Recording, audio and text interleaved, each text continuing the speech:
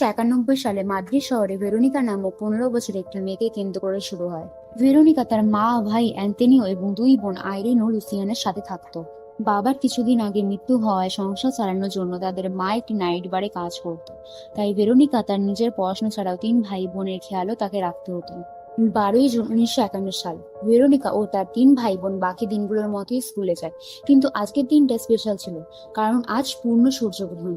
তাই আজকের এই গ্রহণ দেখানোর জন্য সবাইকে স্কুল থেকে ব্যবস্থা করা হয়। গ্রহণের আগে স্কুলে একটি স্পেশাল ক্লাস নেওয়া হয়, যেখানে গ্রহণ সম্পর্কিত তথ্য সবাইকে জানানো হয়। টিচার বলেন, প্রাচীনকালে গ্রহণের সময় মানব বলিদান দেওয়া হতো, আর গ্রহণ চলাকালীন মানুষ যে কোনো শয়তানকে মনুষ্য জগতে নিয়ে আসতে পারে। এদিকে ভেরোনিকা এই গ্রহণ দেখাতে তো পিছনে লুকিয়ে থাকা রিচুয়ালসের দিকে আগ্রহী ছিল। তাই জন্য তার বন্ধু রোজার সাথে সে একটু প্ল্যান করে। তাই জন্য গ্রহণ চলাকালীন স্কুলের সকল বাচ্চারা যখন ছাদে ছিল, তখন ভেরোনিকা, রোজা আর ডায়না